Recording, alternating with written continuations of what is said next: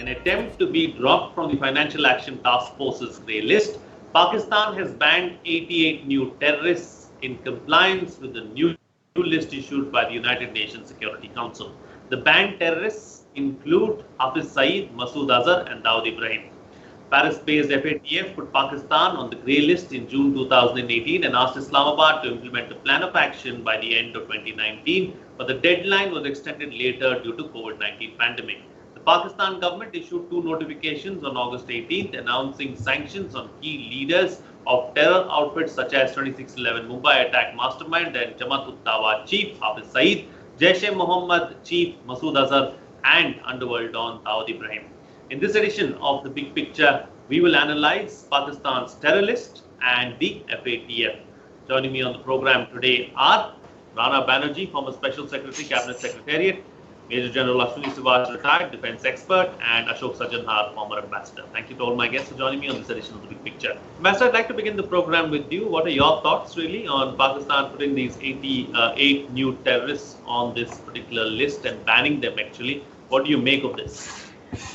You know, Frank, as you mentioned yourself, Pakistan was put on the grey list. You know, it had been on the grey list earlier also, but the most recent case, it was put on the grey list in June 2018. And it is desperate to get out of the grey list. It wants to come out on the white list.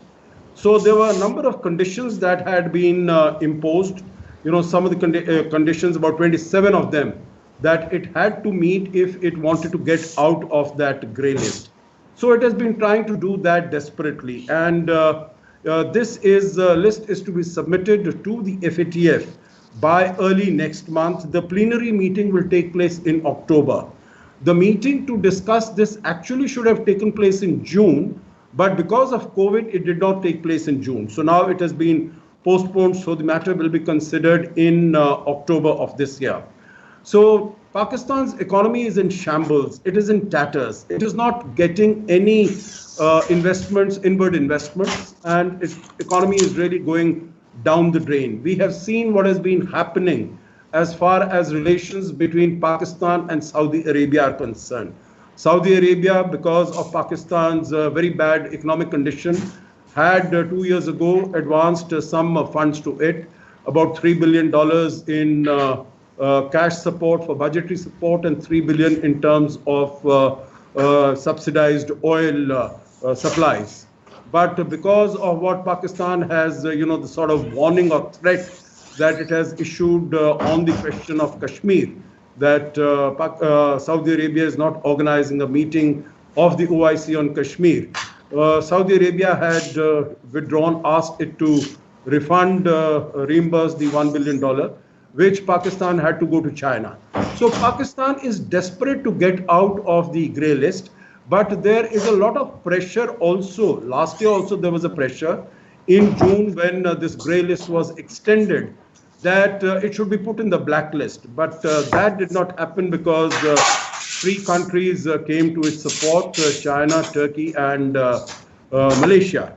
But right now, Pakistan wants to show that it has made significant progress on the demands of FATF. And in that context, it has put out this list which has designated these terrorists, which has sought to freeze their assets. And also it has acknowledged that Dawood Ibrahim is on its territory. And it also tried to put through two bills, one on anti-money laundering and the other on the Waqf properties in Islamabad capital territory. These two, unfortunately for Imran Khan, were turned down in the Senate, and now they will go to a joint session of the parliament. So we'll have to wait how it goes forward. But the short story is Pakistan is desperate to do all that it takes to get out of the grey list. Absolutely. General, as far as this particular issue is concerned, do you believe that this is just an eyewash, or how serious is Pakistan to actually do something about these terrorists? Yeah, Frank, no doubt about it. If you see the track record of Pakistan, it does not inspire too much confidence. You see, earlier also they have put restriction on Jamaat-ul-Dawa chief Hafiz Saeed and Masood Azhar. And first time they are now accepting that Dawood Ibrahim is in Pakistan. He is staying in Clifton, in Karachi, in White House. Earlier, they have not done it. But having said so, every time whenever there is a meeting which is taking place of Financial Action Task Force, they take some sort of action against this terrorist organization and the terrorists. And thereafter, once this meeting is over, thereafter, you find that the business as usual. Second thing, what they do is they intimate them well in time. The three restrictions which are imposed are basically that their movable and immovable property is seized, their bank accounts are frozen, and there is a restriction on their moving abroad.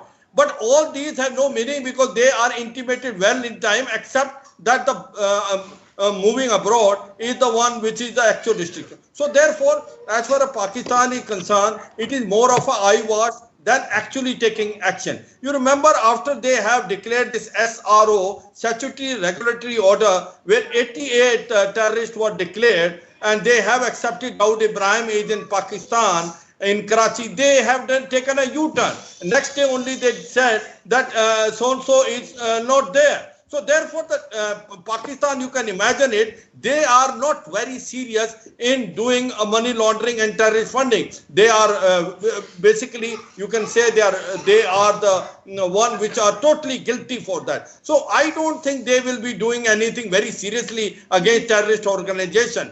Whatever they are doing it is basically they are under tremendous pressure because the Financial Action Task Force, keeping their track record, may try to put them in a blacklist, and they want to get out of the grey list. See the financial condition of Pakistan as today. Today they have $115 billion as a debt they have taken from different countries as a loan, and they have to pay $4 billion every year.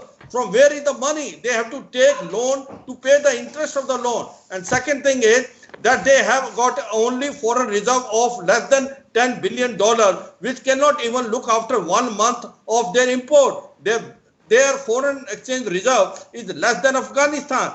The inflation today is more than 15%. Their, export is dwindling down. It is hardly any export. No investment is coming.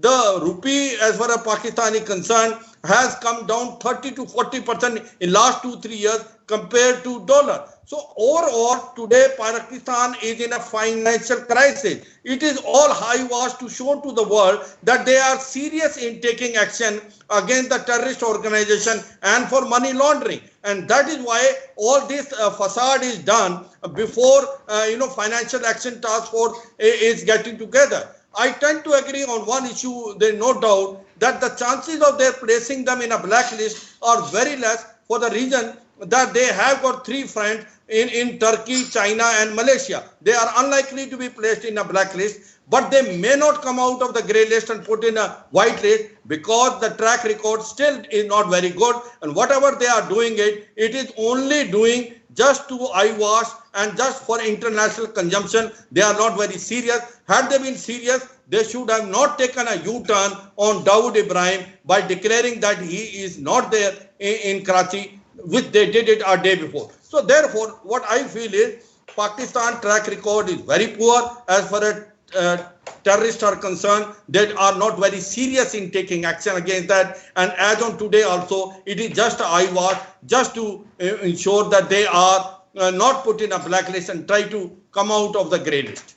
Okay, Mr. Banerjee, if you look at the history, it doesn't exude confidence really as far as Pakistan is concerned, because historically they have not done anything to show that they are positive about these kind of aspects, or to say that they really want to deal with terror. Yes, Pakistan has also been a victim of terror, but at the end of the day, not much is done to deal with terror organizations, be it on the border with Afghanistan or on the border with India as well. You're absolutely right. The asymmetric option of using non-state actors against us has not been given up, neither is it intended to be given up, particularly as regarding destabilization and in Kashmir is concerned. However, these measures which they have taken recently may be little more than cosmetic. The mutual evaluation report of the FATF, which was issued in October 2019, it mentioned that there are several agencies now which are looking into the 13 out of the 27 actions in which Pakistani compliance was found to be wanting. And the problem is that there are only shortfalls in coordination between these various domestic agencies, as also, mitigation measures which are not found to be adequate as per the risk assessment norms that the FATF has prescribed for other countries. For example, the money laundering, anti-money laundering prosecution, 354 cases have been taken up by Pakistan as per the record they have put before the FATF, whereas only one conviction has resulted out of these 354 cases. The track record on terrorist financing is slightly better. 228 cases have been registered and 58 convictions have taken place, including that of Hafiz Mohammad Saeed, who is presently kept on a 5-year sentence at the Kot Lakhpat jail in Lahore. So this time perhaps it is little more than cosmetic, and they are really trying hard to at least project a reasonable face before the monitoring agencies of the FATF to show that they are trying to come out of the grey list. It may still not happen. They may still be kept there when the review takes place in October. But some of these provisions, for example, the recent 2 bills that have been sort of bulldozed, in fact, in the National Assembly, with both the national opposition parties, mainstream opposition parties, the PML, Nawaz and the PPP, being almost forced to agree at the point of the gun. But in the Senate, they have resided because there were doubts among politicians as well as businessmen across the board from all political parties who have links with all political parties about the rather draconian provisions which have been prescribed for arrest without without even warrants, and on a slight suspicion of involvement in money laundering. Also, the issue of the lack of any accountability, because they have said that the National Accountability Bureau could also take up cases against opposition politicians. The National Accountability Bureau is already having a bad reputation for doing only one-sided accountability, that is going after opposition politicians only and not doing anything against those having links with the government. So these are the reasons why they have not been able to credibly follow through with the implementation of certain new legislation, which they would like to present to the FATF before October. All right. Okay. Taking the discussion forward now, I'm going to go back to a point that the general was making. I'm going to take that up with you, Ambassador. This issue of Dawood Ibrahim that came up. First they said that he's on the list. Then there was some kind of some kind of an issue really as far as whether he's on the list or not. And then finally it was revealed that he is indeed on the list. So what's going on there? I mean, do they really want to do something about it? How serious are they? Mr. Banerjee is suggesting that this time around they could be a little more serious than before. Your thoughts?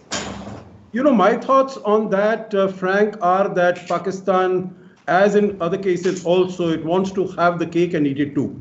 I think it has taken this out of the leaf of its mentor, that is China. We've seen in all these Corps Commander talks, China will agree to something in the talks and will not abide by it when it comes to the ground.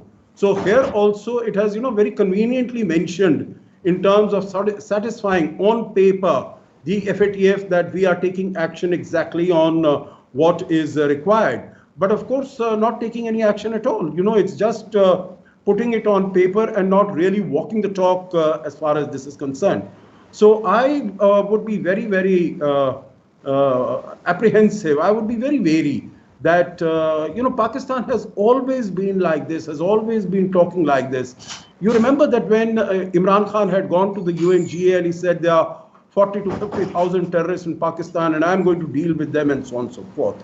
Of course, it has mentioned the names in this also of Tehreek-e-Taliban Pakistan, those who have been acting against the government. One statement, Frank, that you made, maybe if I could just also comment on it, you said that Pakistan is also a victim of terrorism.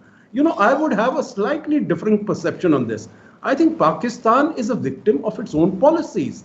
It's not a victim of terrorism, because terrorism is due to the policies it is following. You recall what Hillary Clinton had told her counterpart, Hina Rabbani Khair, in 2011, that if you are having snakes in your backyard to bite your neighbors, then surely they will be coming back at you also sometime. So this is exactly what has happened as far as Pakistan is concerned, that it has been sort of, giving, supporting, providing safe havens, training these terrorists. And of course, there will be a time when they will come and sort of, start biting the hand that feeds it. This is exactly what has happened, when that attack in Peshawar took place against that school, army school, and so on and so forth, whatever is happening. And of course, there might be some others right now, because, as far as the Balochistan Liberation Army is concerned, because of the sort of things that are happening in that area as far as the CPEC is concerned.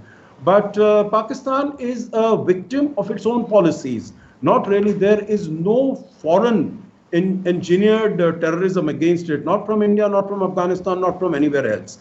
If it were to stop its policies of supporting terror, I'm sure it would have not have any of this problem. But coming back to the issue that you raised, Frank, in terms whether I see some hope in what Pakistan is doing, I will wait for things really to clarify.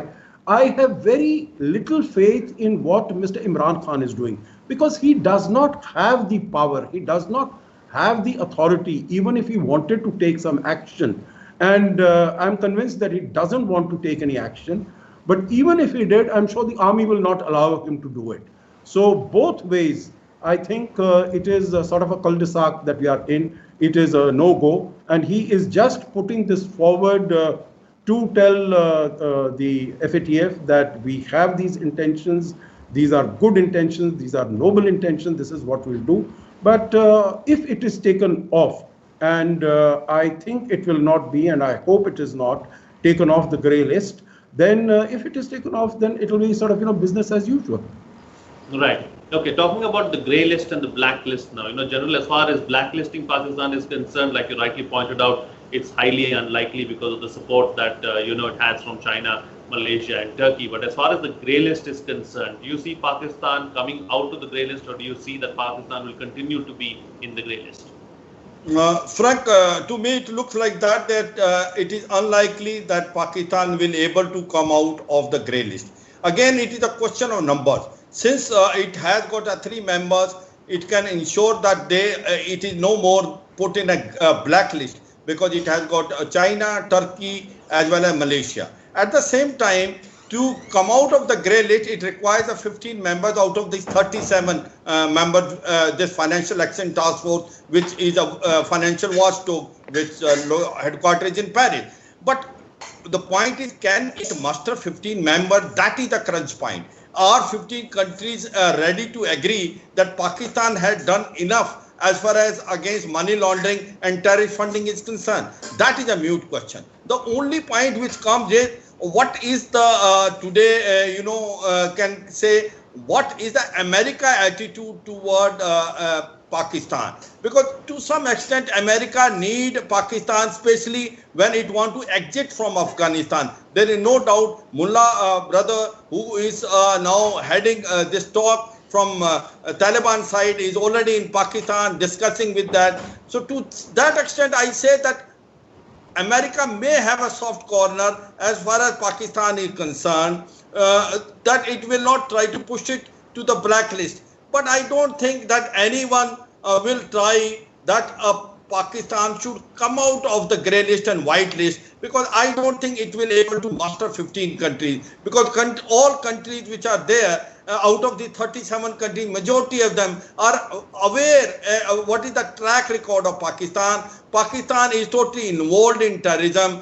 Any terrorist action taking place all over the world, you find the roots are in Pakistan. Pakistan has not taken action, viable action against Lashkar-e-Toba, Jaish-e-Mohammed. And remember that we have already filed, the NIA has filed charge sheet in the court against the perpetrators of Pulwama attack. So this has also put a pressure on Pakistan that India has managed to bring out that the involvement of Jaish Mohammed Masood Azhar and his close relatives. So to me, it looks like that, considering the situation overall, chances of Pakistan placing in blacklist are very less. At the same time, Pakistan coming out of the grey list and coming to a white list is also very less, because I don't think it will able to muster the support of 15 members, because the track record of Pakistan is so poor that majority of the countries are aware that Pakistan is totally involved in terrorism. Today it is a hub center of terrorism, and therefore the chances are very less. Right. So Mr. Banerjee, let's go back to this issue of Dawood Ibrahim. Pakistan has finally accepted that Dawood Ibrahim is indeed in Pakistan. What does this mean for us? Can we use this as a leverage at some point in time? Because let's not forget, Dawood Ibrahim is the most wanted, really, as far as our list of most wanted is concerned. So what does this mean for us? Actually speaking, you see, technically they have denied it the next day, as the General had pointed out. The Foreign Office has said that this is a statutory regulatory order, a follow-up action that we have taken, and it doesn't mean that he is actually in Pakistan. There is no change in our position that he is not in Pakistan. We don't know where he is. So this is the technical position that they keep resorting to. And this also reveals a striking trait of the Pakistani establishment, that they will not give up on their, protege or proxy actors whom they have used for so long. Now, Dawood Ibrahim has been a very major utility agent type of player in all their, actions that have led to him being also identified as a global terrorist. It happened sometime in 2003 when he was considered to have aided in the financing networks of the Al-Qaeda. So the West definitely has a specific evidence which led to the 2003 ostracization. Thereafter, Dawood has not been able to travel out of Pakistan, despite reports that he may have undertaken plastic surgery to change his appearance. In the past, he used to at least be able to go to UAE on various Pakistani passports under different names to look after his own business. But thereafter, he has not been able to travel so much.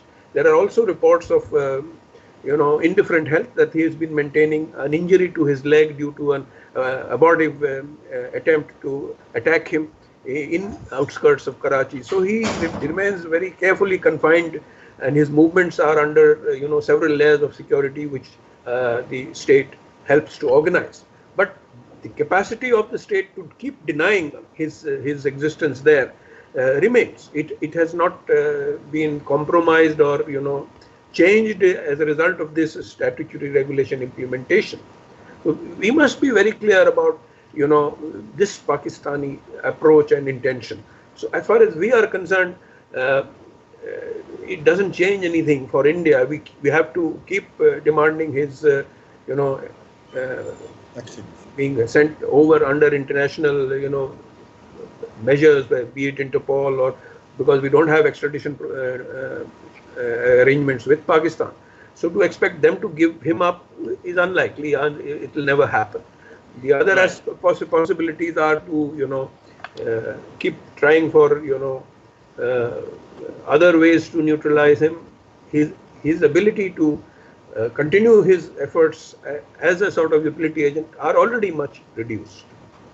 Right, sure. Okay, time to get quick closing comments from all my panelists now. The best way forward, starting first with the Ambassador.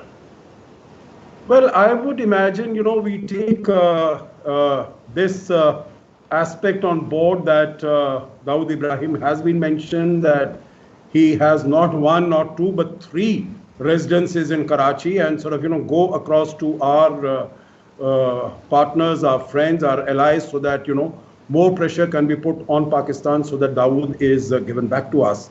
Very quickly, if I may mention one more point, as far as, we mentioned about Malaysia, that Malaysia would also be siding with Turkey and with China. That is a bit of a question mark. After Mahathir Mohamad went away, and even on the 5th of August, I think it was only Turkey and China which had come out against statements on Article 370 and reorganization of Jammu and Kashmir. So Malaysia is a doubtful issue. The other is, Pakistan getting 15 countries to come out of grey list. I think I agree with General, much will depend upon what the United States thinks.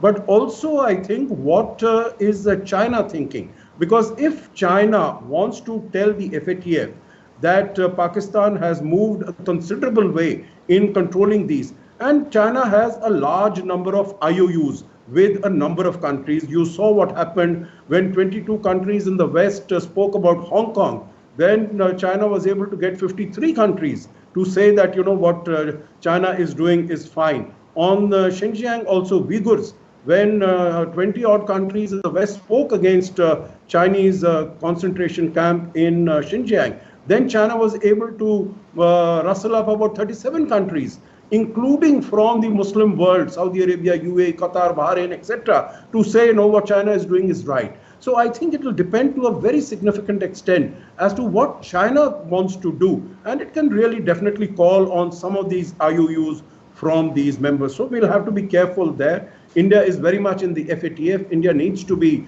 cautious of this possibility and to take preemptive measures also going forward. Absolutely. General. Absolutely correct. I totally agree with the ambassador. There is no doubt Pakistan will try its best to come out of the grey list, and there is a chance that China will go all out to make sure it gets out of it. But India has to play its card well. We have to diplomatically and politically make sure that Pakistan remain in a grey list at least, and that we can do it by exposing Pakistan. Remember that one of the passport, he has got 15 passport, Dawood Ibrahim, and 5 are from Pakistan. The one which was initially got it from Rawalpindi was in 1991. Much before the Mumbai blast, which had taken place in 1993. So we can correct it and tell as to how Dawood Ibrahim was the one who was involved in a Mumbai blast in 1993. Now, other thing which is there is that we have to put pressure ourselves. We have to, in addition to our friend, try to expose Pakistan track record. And in case we can do that, we should try our best that Pakistan should not wriggle out of a grey list at least. Remember, the presidency of today of Financial Action Task Force in July has come with Germany, and Mark Player is the one who is the president of Financial Action. That will also make a difference. Earlier it was with the China. So to me it looks like that. Try to activate your friends. Try to mobilize, you can say, opinion against Pakistan internationally, diplomatically isolated, politically isolated. Put economic pressure on Pakistan and make sure with your friend, don't let Pakistan come out of the grey list at least. Right. And Mr. Banerjee, close the show for us with your quick concluding remarks. Well, I can hardly disagree with either the General or Ambassador Sajjanhar, but one other interesting development might happen in this interim period between now and October, and that is the appeal that is pending against the acquittal of Omar Saeed Sheikh in the Daniel Pearl killing by the Sindh High Court. Now, the appeal against that is pending in the Supreme Court of Pakistan, likely to come up for hearing on September 25. Now, Omar Sheikh, as you know, was suspected by Americans to have, been taken part in the transaction of sending across $100,000 way back before the 9/11 bombing of the Twin Towers to Muhammad Atta, one of the main perpetrators. Thereafter, also, he was then back in Pakistan, moving freely. He married in Lahore, but then he was involved in the Daniel Pearl kidnapping, though the actual murder of Pearl took place through a different person. But before that, Omar Sheikh had been convicted. Interestingly, at that time, just before his arrest, he had been befriended by the then Intelligence Bureau Chief of Pakistan, who is presently their Interior Minister of Pakistan, that is Brigadier Retired Ejaz Sheikh. So there are these linkages that are there, which are still very interesting about those in the establishment in Pakistan and the perpetrators of international terror based in Pakistan. But what view the Supreme Court takes against the acquittal of Omar Saeed Sheikh on September 25 could add to certain pressure, along with the pressure which has already come through the revelation of findings of the National Intelligence Agency, Investigation Agency about the Pulwama bombings. So I would keep my fingers crossed that Pakistan remains in the grey list. Okay. All right. On that note, then I'll call it a wrap on this edition of the Big Picture.